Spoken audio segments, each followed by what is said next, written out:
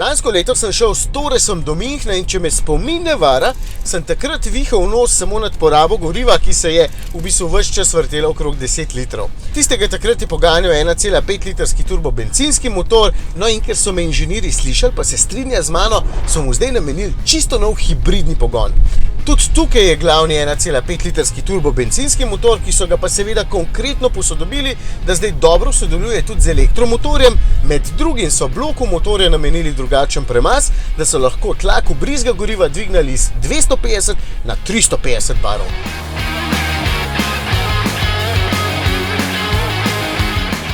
Pustimo tehnikalije za trenutek pri miru, čeprav se je ta premiera osredotočila predvsem na pogonski sklop, ampak zunaj Tores dejansko ostaja popolnoma enak. Spredaj je meni za pogled še vedno totalno hud, res je poseben, zadaj mi je mogoče malenkost manj všeč, ne morem pa reči, da s tistim zadkom ni poseben. Sicer je pa to precej zajeten avtomobil, po merah 4,70 m je dolg, kar pomeni, da je znotraj za potnike veliko prostora in v bistvu ga je veliko tudi za prtljago. Nisem nikjer našel podatka, koliko litrov ima zdaj prtljažnik, pri tistem z navadnim motorjem ima kar 703 litre, pa se mi tukaj zdi v bistvu enako velik, kar pomeni, da mu baterija prav veliko prostora ni odškrtala, če sploh.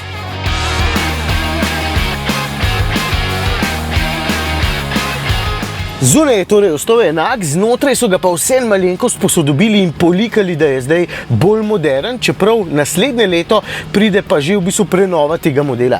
Največja sprememba tukaj noter sta nedvomno ta dva zaslona, ki sta takole povezana v celoto in zato v bistvu tole okolje deluje zelo moderno. Ostalih sprememb niti ni veliko, vse skupaj pa še vedno ostaja dovolj moderno in za pogled zanimivo, tudi s takimi dodatki, kot je tale polička tukajle. Moči ni noro več, takšen zdaj ima 130 kW oziroma 177 konjičkov, kakšnih 15 več, kot jih je imel prej. Vsem pa trdijo, da lahko več kot 90% časa prevoziš na elektriko, kar bomo seveda preverjali v testu, predvidevam pa, da govorijo o mestni vožnji. Je pa baterija za klasičen hibrid precej velika in ima 1,83 kWh, no celoten sistem pa jim je pomagal razviti kitajski BYD.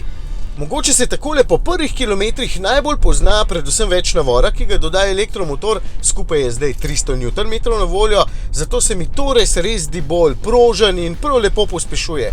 Glede porabe težko komentiram, ker nisem edini voznik na tej premieri, lahko pa v bistvu dodam, da se res veliko časa peljem v tišini in na elektriko, kar pomeni, da na splošno poraba bi morala biti manjša.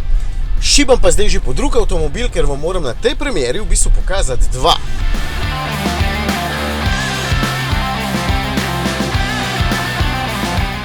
Na poltovornjak Muso najbrž pomisli manj ljudi kot na kakšno drugo pick-up alternativo, ampak smo ga v prejšnji generaciji s klasičnim motorjem že vozili in je bil v bistvu eden najbolj udobnih. No, ta je pa zdaj čist nov, zato tudi veliko bolj nastopaško izgleda, spredaj je pravzaprav kot Tores, je pa električni, lahko ima en ali pa dva elektromotorja in očitno tudi k nam prihaja ta trend iz Amerike, kjer se vozi veliko električnih pick-upov.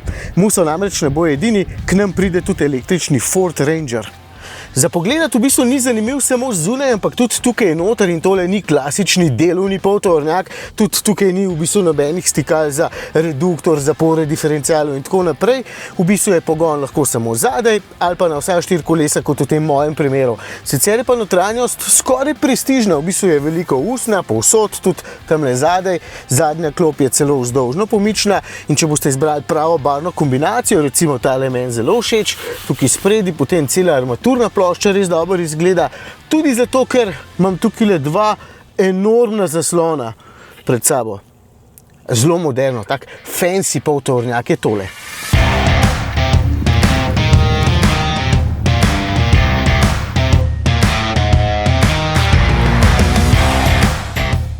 Vem, vas bolj zanimajo tehnikalije, da boste sploh vedeli, če je pravi za vas.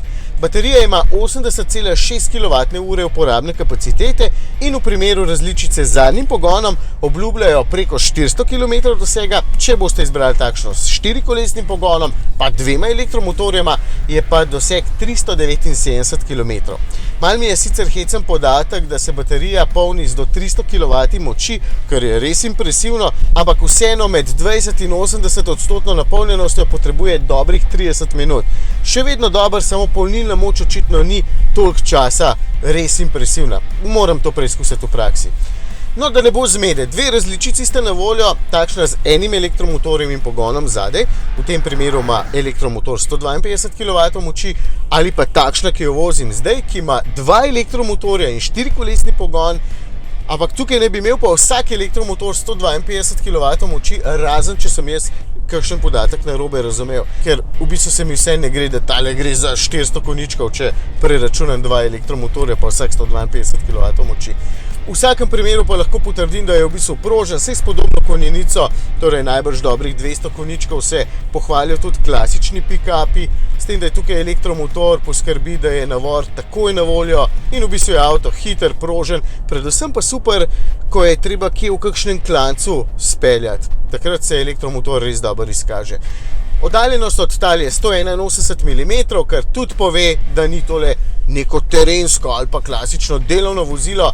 Zadaj ni listnatih vzmeti, ampak so vijačne, kakšen je podatek o nosilnosti, še ne vem, najbrž je nosilnost vse nekoliko manjša, je pa zato avtomobil izjemno udoben. Pa se večina med vami ne potrebuje poltovornjaka za neko hudo delo in se mi zdi takšna bolj udobna različica za marsikoga še bolj primerna.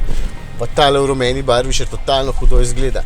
No, sicer bo pa na voljo takoj v naslednjem letu pri nas, medtem ko Torres je praktično že.